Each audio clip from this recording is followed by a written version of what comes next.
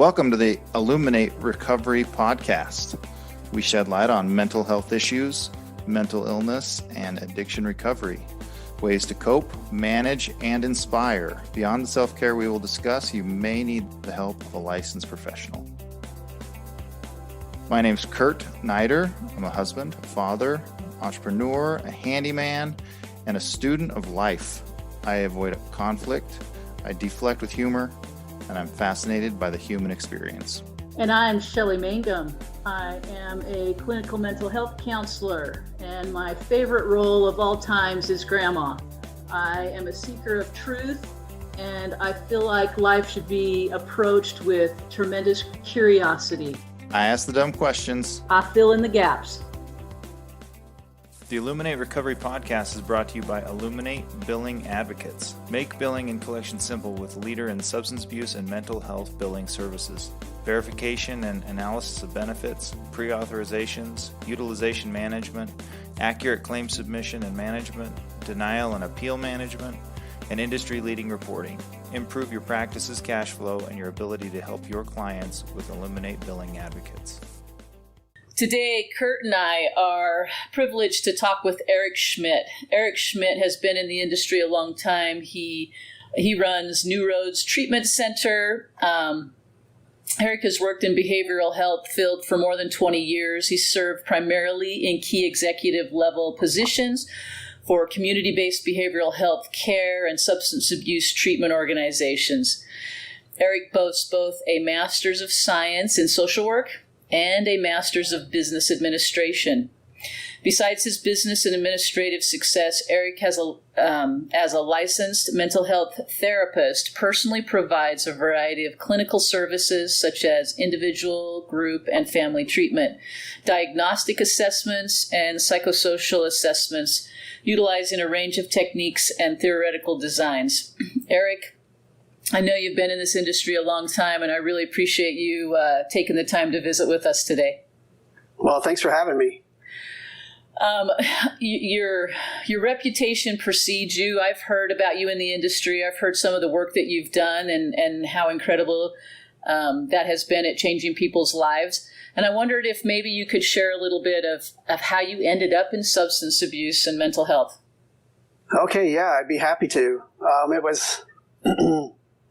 It's a bit of a funny story because I did not at all intend to do this. I wanted to be a doctor.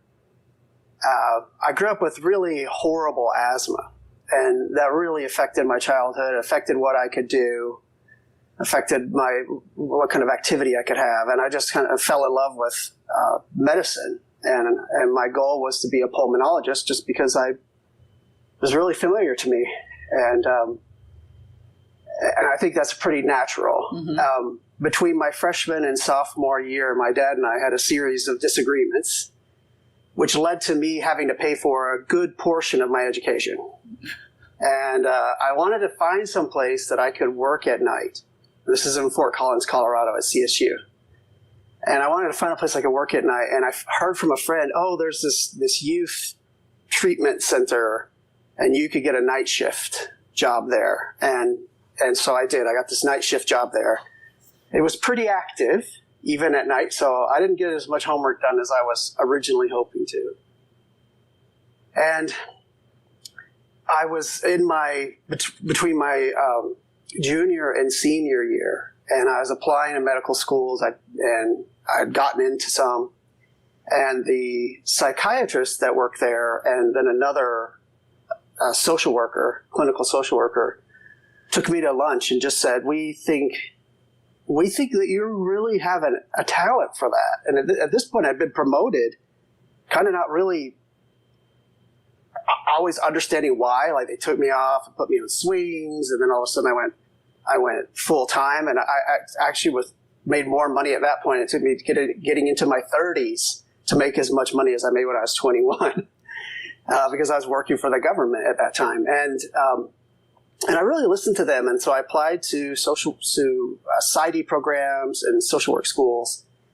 Kind of followed what was going to be least expensive for me, honestly. So I went back to Texas, where I'm from, went to UT, which was an incredible clinical experience, and they have a really good clinical track there.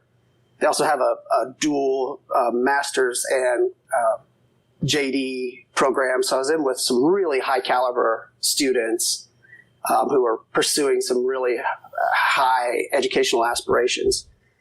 And just every step of the way, I was working with pretty profoundly affected people with mental health issues, and almost all of them had substance use disorders. And so I pursued my MSW, and the only thing that I did that was not consistent with substance use treatment was I got a job working at hospice. So I'd actually done my half of my second year internship at hospice, and then they hired me. I primarily worked with people who had AIDS, and this was early 90s, and so at that point, these people were dying, which is why they're at hospice. And most of what I did was working with their families to help the family come to some degree of acceptance, often in the final hours, that their son was homosexual. And could they find some way to forgive this and accept this, and maybe even realize that this was God's work too, and find some way to let him pass with some peace. But everything else I did was pretty related to substance use disorder during those 2 years of my master's program. Well, that's kind of a heavy job to work in hospice with AIDS patients who are dying and their families I'm assuming, were you in Texas then? Yeah, I was in Austin. And these families, I mean, in the 90s, that was still, homosexuality is still, there's struggles around the stigma and all of that. and I'm not going to go in the whole LGBTQ community and all of that, but there's a lot of work we've done and a lot of work to be done. Tell me about the spiritual or religious environment in Texas where you were working there, to give a little bit of context. Yeah. Well, Texas is a conservative state, and it remains conservative. I grew up there, and, I grew up primarily, I grew up, interestingly, Catholic, and I went to Catholic schools. But everybody else around me was Southern Baptist. All of the rest of my family was Southern Baptist. And so, too, were most of the people that I worked with when I was working at hospice. So I had a sense, because when I was with my grandparents, and I was with my grandparents a lot, I went to church at a Baptist church.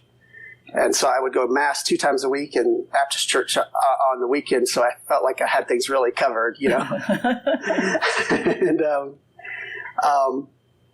so I really understood and had some compassion for where they were coming from and their beliefs, and in some cases how they had come to some rigidity about how their son should be living. And at the time of and I could really accept that and understand that and validate that and work with them to come to some degree of acceptance despite the rigidity of those beliefs, to let their son pass. And over and over again, what I actually saw was that the son wouldn't pass. They just kind of hang on. And I think the most dramatic case, I was actually working with a family, and the father worked for the Boy Scouts of America. And just a really conservative thinker, and some of my most beloved people in my life are conservative thinkers, so I'm not saying anything negative about that. And he just was really struggling. And I realized that, and his son, who I had known and worked with for several months at this point, and his son's lover, partner at the time. And I mean, this was so profound, but I just really realized and just felt that I needed to come from a place of where he would be coming from, which is what would God have me do? And I said, hey, I know how my loved ones who are Baptists would feel about this. And I also know that they would want to minister. They would want to minister to this person who maybe doesn't think or believe or live the same way you do. Ministry is still really important. It's important to your son. And he's clearly holding on for your forgiveness and acceptance. And I was able to work with that dad. I mean, it was just so profound and lovely at the time. And he went into his son, and the son was unconscious at first and actually became lucid for a short period of time. I mean, it was really miraculous. So again, this is early in my career. So I'm just saying, this stuff works. You know, this therapy really has some healing potential to it. And he became lucid and talked to his dad and his sisters and brothers and his mom. And they left to go get a bite to eat, and he died. He passed. It was just such an amazing thing to see.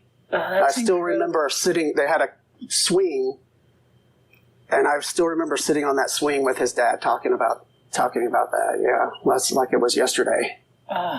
Well, and what a profound place to start your career in hospice, which is some of the most, it is such a beautiful experience to watch somebody pass and to be there to support them and hold a space for them. And my questions are going about 5 different directions, but I'm curious, how much work did you have to do to come to a place of peace yourself? Because here you've got this really strong Baptist background, Catholic background. Did you have to shift your thinking some before you could help those families shift theirs? Well, I hate to say utter a perpetual state of confusion, but the people I love the most were typically in disagreement about what happens next and how you get to what happens next. So, you know, I don't know that I had some strong truth. This is how it is. But I do say I had just such a wonderful advisor at UT. His name's Dr. Ron Banu. I don't know if he's still with us.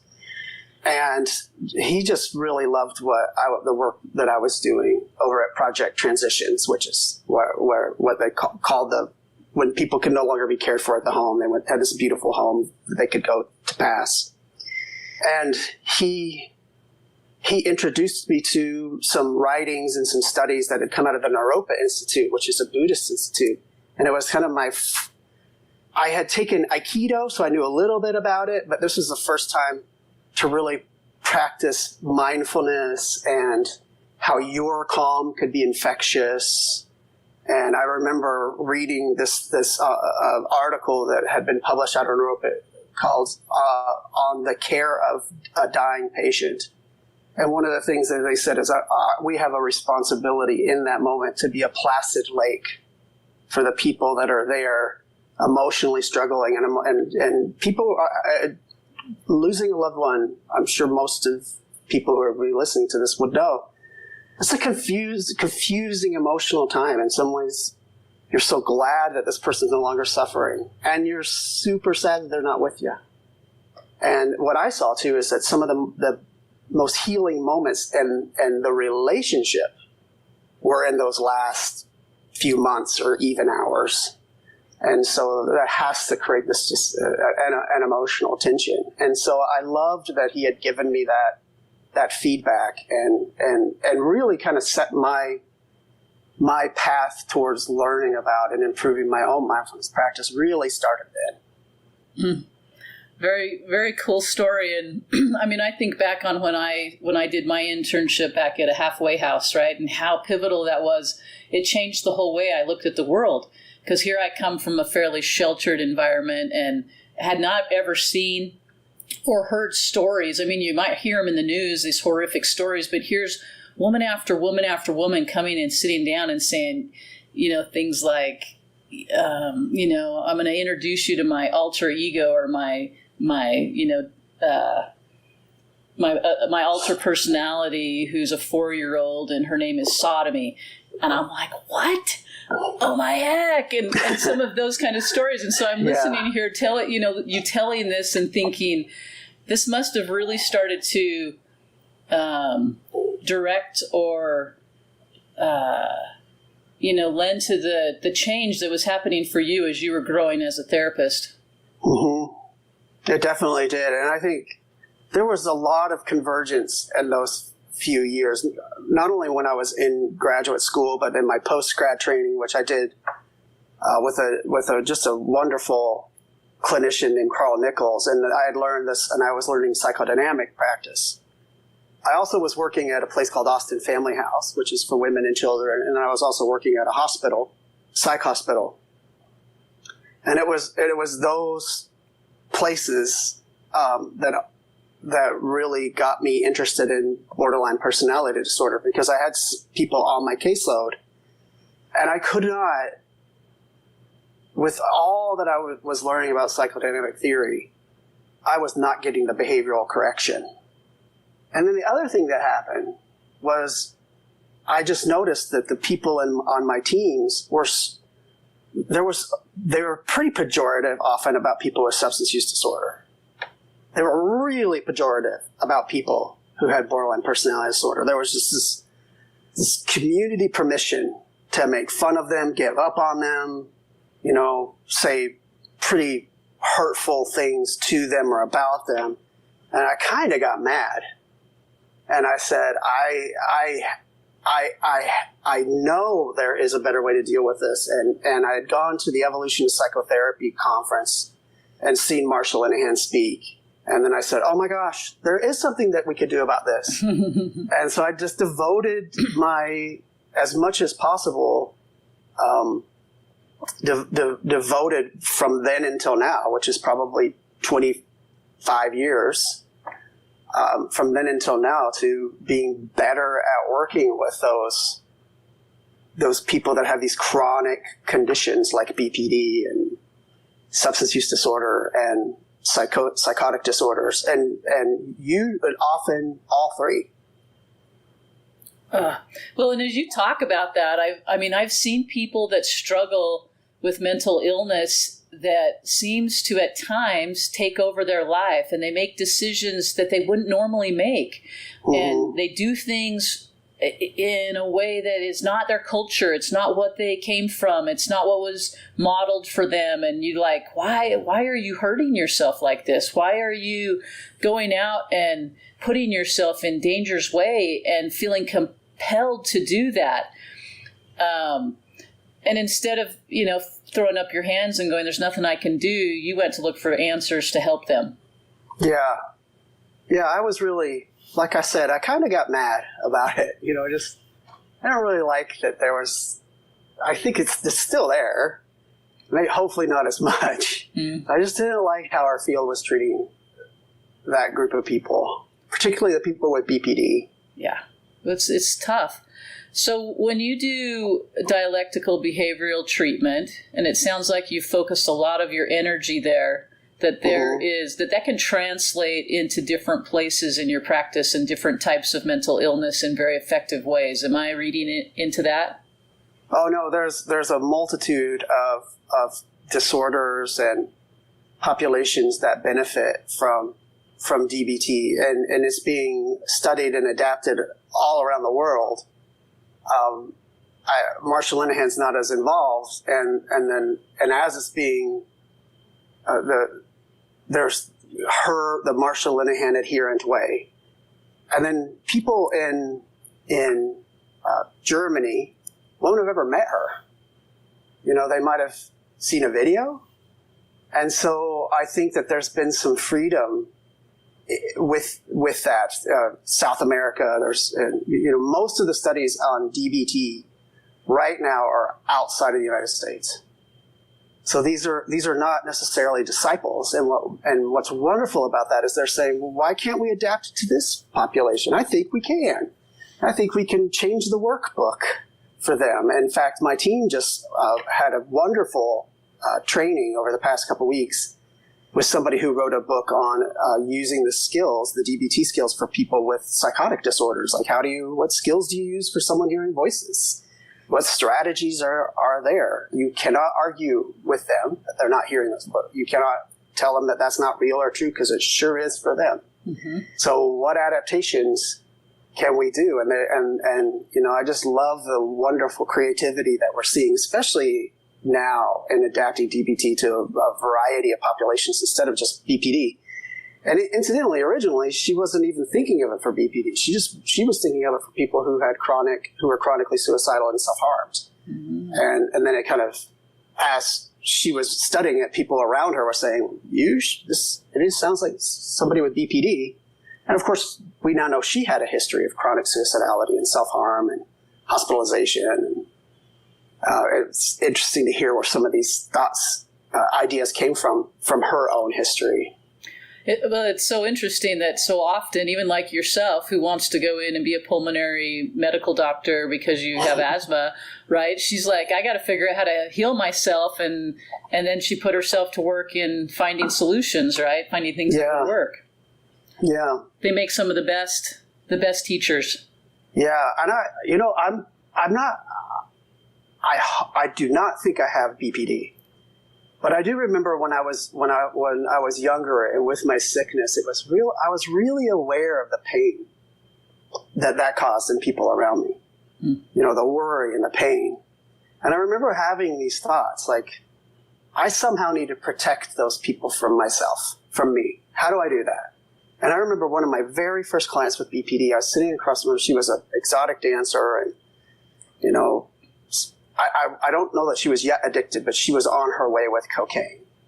And she said to me, I just caused so much pain. I need to figure out how to protect people from myself. And I thought, well, I can really understand that. I do find it so interesting that, we might look at ourselves and go, our journey is so much different than someone that deals with addiction or someone that deals with a serious mental illness, but it's not. The journey and the challenges, they might be on a different place in the spectrum, but those core beliefs of am I enough and, am I too much for people, those seem to be pretty similar. And I see you shaking your head going, yeah that's so true. The I'm not good enough story. Yeah, we all have that, right? Uh-huh. I don't think anybody's immune. It just shows up differently in our lives. Mm-hmm. I tell that to my clients with BPD. And when I'm training, I always say, my mind works just like yours. It's just yours is on steroids. Yeah. It's a true story. Yeah. I want to ask you a question. I've been listening to some of Daniel Siegel's work, and he's talking about attachment.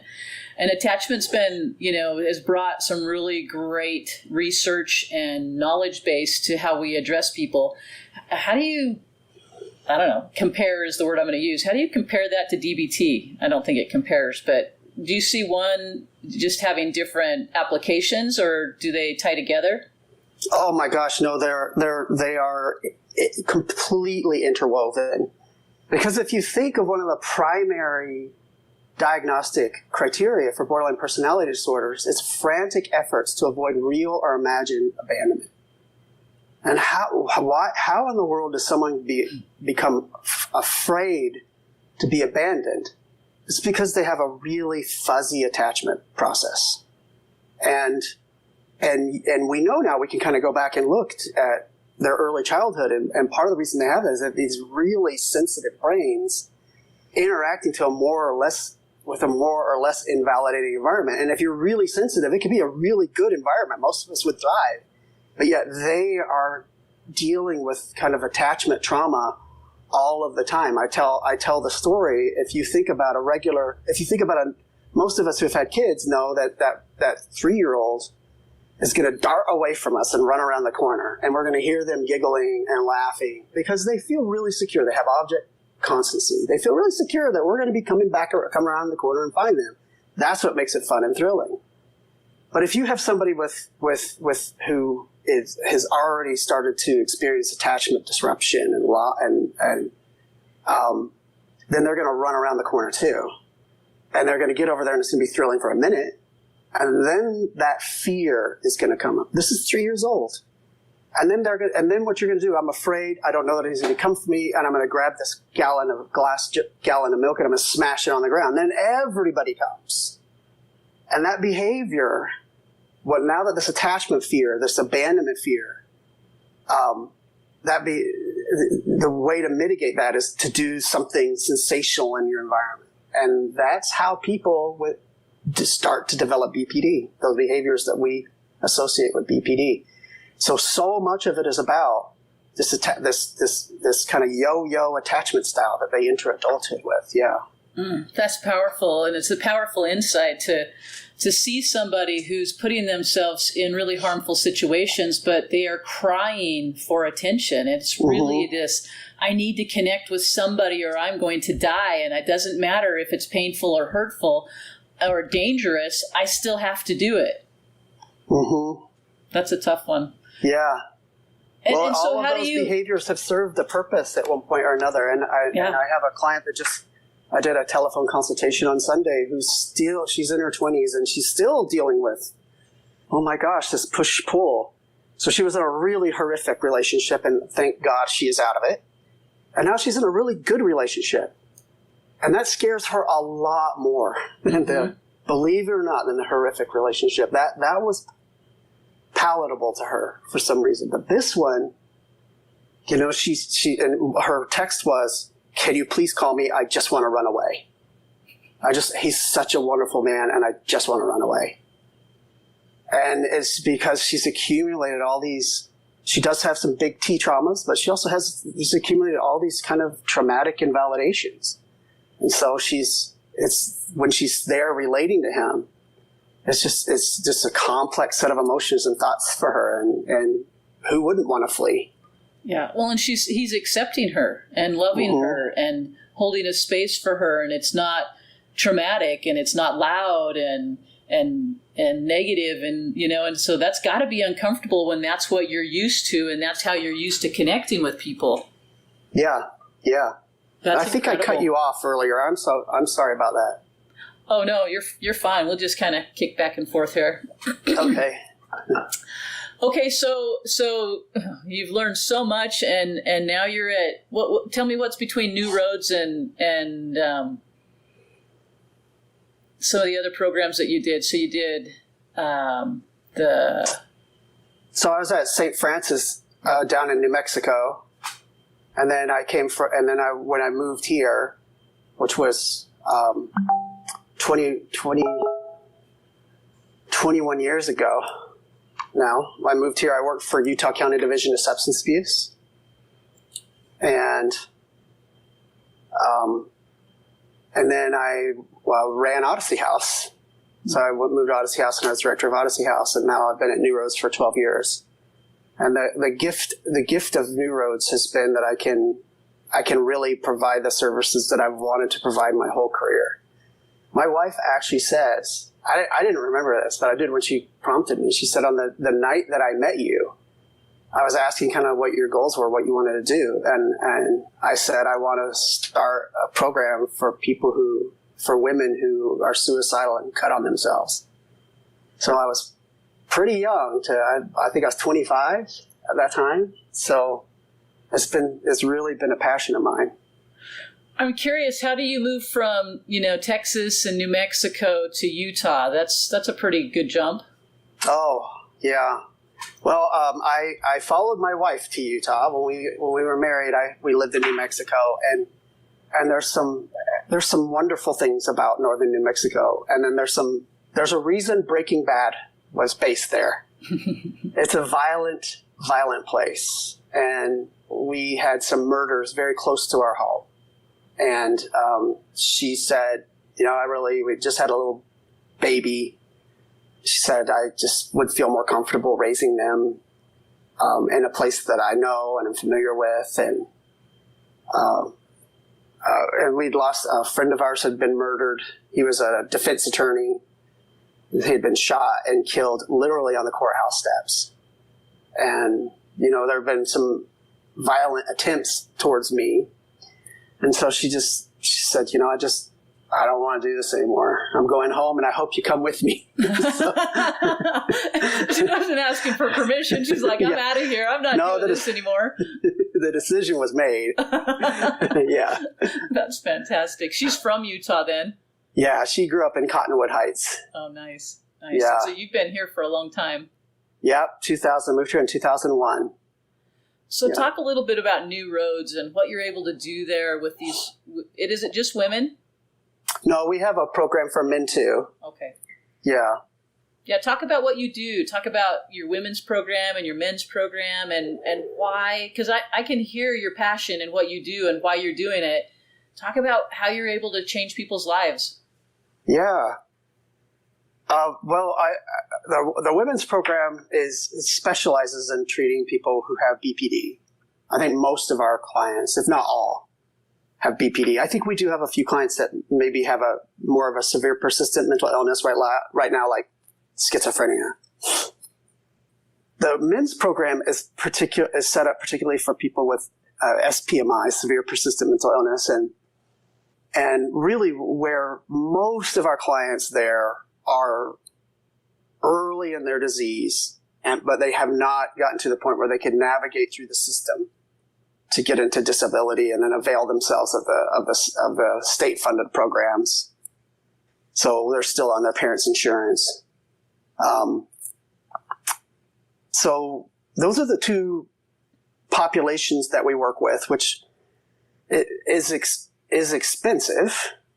For one, because I have to have case managers, full-time psychiatry, specialized medical programming. It's expensive, but I just love that we do it, and I love that we're a solution. I just had lunch with two wonderful people from Papillon, and one of the things they said is, we're just so glad you're there, because we get those clients pretty regularly, and we don't always know how profound their illness is, and then we find out how it is, and we know exactly where to go. And I really am glad to be able to provide that to the community. To do that requires just a lot of training. To work with both of those populations just require a lot of training. Well, that's some of the hardest and most difficult mental illness to address, because it's persistent. It's like they carry it with them, and even after they get a lot of healing, it's not like it goes away. They just have to learn to manage it, and it becomes very difficult. So even somebody that's got some schizophrenic, behaviors and patterns and symptoms, that would seem, some would say, we really can't help them. We can medicate them and hope they stay on their medication. But I don't hear you saying that. I hear you coming up with different solutions. Yeah. Well, one, the medication is wonderful now compared to when I first started, long-acting injectable. So that has really been life-saving for so many people. But there are other things too. There's CBT for psychosis, and the DBT adaptations for psychosis. And just to give you an example, one of the things that there's a skill in DBT called fit the facts. And one of the things that we have been taught to do is when a voice or there's a command hallucination, we can say, does that fit the facts? And we're not saying that's wrong, that's not there, that's not accurate, that's not true, that voice isn't, you're just hearing things. We're just saying, well, the voice is telling you to do that. Does that fit the facts? And my brain tells me to, like, an example that somebody gave me recently that I really loved is that they would wake up to thinking that they heard their phone. But their phone hadn't gone off. So we all have the propensity to have these, I hate to say hallucinations, but that's really what they are. We all do it to some extent or another. And these people, the people that have schizophrenia, it affects them in far greater magnitude than it affects us. We can still say, I can still challenge my thoughts. I have impulses too, and they're not always appropriate to act on, and they're maybe never appropriate to act on. And same with your voices. Your voices are telling you to do something. Does that fit the facts? Is that consistent with who you want to be or how you want to show up in this moment? So we can use those same sort of skills with clients with schizophrenia, and they can help them build a better. Your voice is telling you not to brush your teeth. Have you ever been around somebody who doesn't brush their teeth? I don't like it. I don't like it either. So even though the voice is telling you to do that, does that fit the facts? Is that consistent with how you want to be? And most of them, especially after they're medicated, will really respond well to that. Just to give you an example, Well, and it does. It happens to all of us. Irrational thinking and those patterns, they may not be to the same degree and the same severity, but we do. We all experience it. We all have to go, I'm not my thoughts. My thoughts are there, but that doesn't mean they belong to me or that they're right or they're wrong or whatever. They're just thoughts, and I have to choose what to do with them, right? Mm-hmm. And so we take away the power of the thoughts that pop into our head when we can do that. I love that. I was talking to somebody the other day, and we were talking about homelessness, and I imagine that there's a certain percentage of the population you deal with that either has been homeless or has a propensity to that. Mm-hmm. And this idea that, and I'll tell you the story just briefly, is that there was a couple of guys that in different situations that had gone through substance abuse treatment, had done all the work, had gotten jobs, gotten apartments, and were in the process of, being contributing members of society. And a year or year and a half later, come back and go, this is too much. I can't take it. I'm going back to the streets. I don't want to do this. Mm-hmm. And I imagine that's something that you run up against. Talk about that dynamic a little bit and how you address that and how you think about that. Yeah. And I can even clients on my caseload and I'm thinking of 2 or 3 in particular that would hit these sort of limits of kind of conducting themselves well in polite society, and then just kind of need to take off, and sometimes to some pretty extensively they would do this, and I'm thinking of one client who even would leave for periods of time and be on the streets and prostitute, and then I'd get her back. In fact, I remember I was talking to one of my DBT friends. Her name is Linda Demf, about this client, because I've been in her life on and off for several years. And I said, Linda, I remember I was talking about another client a long time ago, and I remember what you told me. It's always messy. So I just kind of there's an old commercial. I don't know if you remember it. I don't remember what hotel it was for, but they'd say, we'll leave the light on for you. And I would just, that's what I would say. I'll leave the light on for you. I'm here. And yeah. And how many... Does that answer your question? Yeah, sort of. I mean, it's just a curiosity. I don't know if it was a question as much as just, what does that look like? And what have you seen? Are there people who really prefer to live on the streets and not live a conventional lifestyle, and how do we think about that as as white entitled people? I hear that there are people who prefer to live that way and be hobos.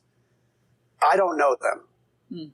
I mean, most of the time that my clients are saying, I'm done, I'm heading back to the streets, or at least for a little while, it's because they're dysregulated and distressed. And they just don't feel like it's what they're doing is working. And then even if it is, I think of this one gentleman, even though it was working, it just took so much energy. And so just kind of constantly thinking about what skill do I need to be using here. And that I'm done. And then he'd go live by the river. And then I'd see him again 3 or 4 months later. It's like, that sucks too. So, so I haven't met the people that really want to. What I mean is that people are distressed and just don't feel like they're functioning, or they feel judged, or they feel, it's too much, and that somehow the streets make sense. The problem is that they come back with new traumas almost always. I mean, that's the sad part about it. And so what you're seeing is it's really more, well, like you said, a dysregulation. They're up against something, a trigger or whatever that is, and it feels unsurmountable for them. And I'm going to go back to what's familiar, which we all do that, right? We all do that. Very interesting. But you'll see them messy. I like that word. They'll come into treatment. They'll go out of treatment. They'll come into treatment. And then what's the long term? Do they finally get to a stable place where they can function? What happens? Yeah, most people do. that's been my experience, and I've really had to change my thinking from leaving treatment as to say, well, that was a treatment failure, to say, well, this is part of the process. I mean, there's one person who many people will know, so I'm definitely not going to use their name, but I worked with them for almost 10 years before he finally could kind of get into the life that he really wanted, kind of, and stay clean and sober. He's clean and sober 4 years now, I think, a little over 4 years. Wow. But it took 10 years. Took 10 years. And I think about that always when I see someone's left and I think, oh gosh, a failure. I'm like, well, no, I just need to not think of that as a failure, but this is a step on their journey. And in so doing and being that way, I'm a lot safer to come back to. And hopefully my team does that as well. That's incredible. And I mean, as a therapist or counselor, it can sometimes feel like a failure on your part, right? And that you've got to do some of your own work of, we can't take ownership of people's choices and their free will. That's part of the journey of they get to pick. And then when they don't like what they pick, they come back and have a safe place. So I love the way you approach that and talk about that. It's very neutral. It's very non-shaming. It's very, well, you made a choice and now maybe you want to make a different one. Let's see what we can do, right? Yeah. Yeah. And sometimes, I mean, we're always balancing that dialectic of accepting that they did this and wishing that they'd done something different. And also saying, we did a really good job and maybe there were some things that I could have done better. I mean, I love when people have come back and said, you know what, last time we didn't do this and this. Let's try this. Let's try it a little different. What do you think about that? Well, and I love that you bring that up. I was just thinking they have such incredible stories and so much to teach us. And everybody does. I think everybody has this incredible story, and these people that struggle with schizophrenia or BPT or any serious mental illness, they have something to teach us. And when we can sit down and look at them as an authority or an expert on something, there's a lot to be gained as well as what we can offer them. Mm-hmm. Yeah, I call it the Marsha Linehan says this, so she doesn't use the analogy, but I call it the pretty woman ending syndrome. Because she says, how does the story end? Well, he saves her. And then what about her? Well, she saves him right back. It's the same with our clients. We're changing them and they're changing. They're changing us too. Yeah. Hopefully for the better. Hopefully, yeah. That's the goal, right? But it's messy. It might get ugly before it gets better. Yeah, almost always does. Oh, yeah. That's incredible. So, Eric, we could talk for hours and hours, and these stories I always love the stories, right? Because these are real people living real lives, doing the best that they can, and we're just here to see if we can't help and support them. And so I love the work that you do, and I love what you bring to the table. What's in the future for you and for New Roads? Well, yeah, I get asked that question a lot, and I don't know if I'm in my 50s and I'm emanating what's next, The truth is that I'm not sure. One of the things I always tell my clients is don't make a change unless you're moving to something. We want to get out of the habit of just fleeing. And things are wonderful in many ways because I'm doing trainings all around the country now. I just offered to the folks over at Papillon to teach them how to set up a consultation team, which is just wonderful for clinicians and for clinician retention. And so I'm helping the people at New Roads, and we're helping the people outside of, helping the community by providing more attainable, financially attainable DBT treatment. So a lot of my trainings are in the Southeast. And it's pretty common for someone to be in one of my trainings and say, I haven't had training in 4 years because my organization can't afford it. And then what will happen is somebody wonderful like Tulane University will say, I'll host you. And they'll charge this person, hey, I'm going to charge you $100 for a training that would normally cost $3,000. Oh, wow. So it's been wonderful to make this magnificent treatment accessible to to others. And so I think what I've really been devoting myself to is what's next in terms of training my team. There's some trauma therapies that I'd like them to learn. I'm in the process right now of learning. I'm in the University of Pennsylvania prolonged exposure therapy train the trainer. So so I'll be certified in probably next month or two. And then the next step is to become a certified trainer, which takes a little more time.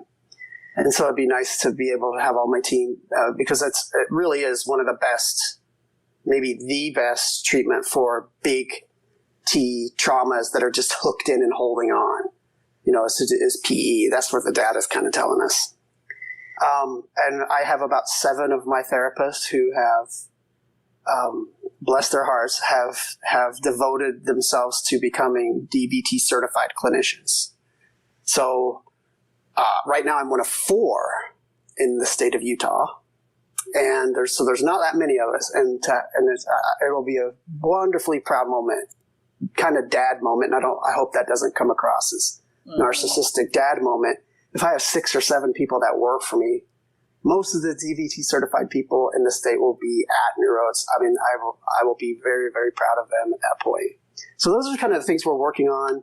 We're looking at maybe a couple other programs, maybe a small program for people who maybe just because of their wealth and their status won't fit in quite as well at our residential center, which is no frills. Mm-hmm. In fact, I actually have somebody that texted that I've been talking to last night, wanting to come in, and I know who they are. We all know who they are, and I just said, I want you to really vet us because we are not fancy.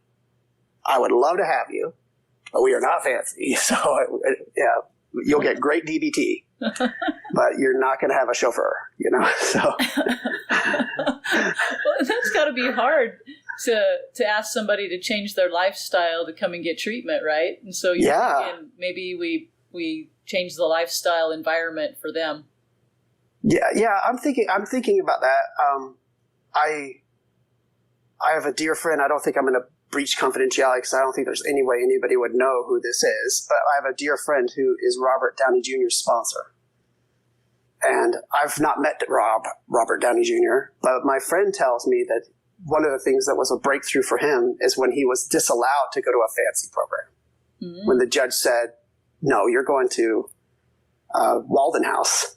That's where you're going. And he said it was really what he needed.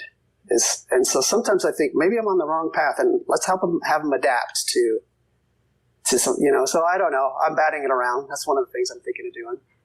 That's incredible, and I appreciate your thoughts around the trauma therapy approach, because there's a lot of them competing for, we're the best, and this is, the EMDR kind of changed the environment for a long time, and then there's ACT and there's CBT, mm-hmm. TP and DB, and there's all sorts of different trauma approaches, but what you're seeing is the extended exposure is showing as one of the most effective. For PTSD mm-hmm. and for traumas that just are not, so I'm not saying this is what the studies are showing. So if you have PTSD, so you've been traumatized enough that you've actually developed full PTSD. So we have traumatic invalidations, which people nickname small T traumas. Mm-hmm. Then we have these big T traumas, and we've now developed PTSD. So the data is really clear that if you have a stubborn trauma, it's just not responding to EMDR, that PE is indicated at that point. And I think part of it is just you spend in PE, there's not a lot of processing. You're doing imaginal exposure over and over and over again around that same trauma, and doing in vivo, in life exposure as well. So I think that part of the reason is you habituate because you're spending so much time on this one trauma instead of kind of processing through a series of events. Mm-hmm. I am not putting EMDR down. I think it's wonderful. We use it. Mm-hmm. But those stubborn ones, seems like PE is what you need. And the truth is my goal is, so my staff's already trained in DBT PE. I just want to be a trainer. So they're also trained in 4 different trauma therapies. So this way we can kind of have an informed collaborative discussion with our clients, which ones we think I'm training them all, so which one do you think will really be beneficial for you? That's powerful, because they're tools. They're just tools to help people process what's going on in their system, right? So I'm curious, with extended exposure with PT, is it, are you, that window of tolerance, are you working to help them have tolerance for it, or you're just exposing? I mean, I'm sure it's not simple. Yeah. Well, and so in DBT, we always, one of the reasons that's always in stage 2 is we want them to be able to regulate well enough to get through exposure, whatever exposure we're going to do. Mm-hmm. And so the PE that Edna Foa created she's a University of Pennsylvania. She actually created it in Israel, but it's the most well studied at this point. And the being exposed, we want to make sure that our clients are skilled enough to make it through. So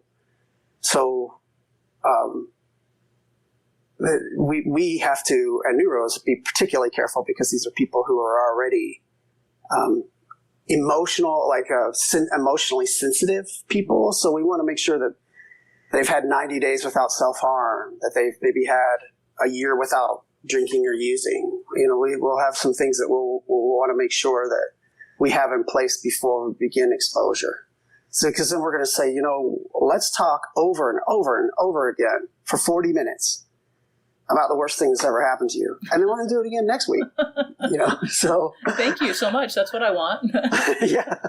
The thing I've been avoiding for my entire life, and you want to talk about it over and over and over. Yeah. Well, we can talk about it for a long time. It really works. And I don't know, I don't want to bore everybody. This is super exciting stuff for me, and so I could pick your brain for a long time. And I appreciate you sharing your wisdom and being so, again, passionate to help these people that they're just not in a position to help themselves. They need someone that really understands what's going on and how to help them. So I appreciate the work you're doing. Oh, thank you. And I imagine that there's going to be people that listen to this and really get just how informed you are and how much you understand and are able to help people. They're going to want to get a hold of you. What's the best way for them to do that? I think the best way would be just to send me an email. It's Eric, ERIC, @nrbh.com. I try to be really accessible to people. Yeah. That's awesome. I love that. And I find that, some people will give you their email address, or some people will give you their phone number, and when somebody's giving you something where you can contact them directly, they're pretty serious about helping people. So thanks. Say that. Thank you. Eric, thanks so much. I sure appreciate your time. Sure thing. Well, thank you for having me. It's been an honor.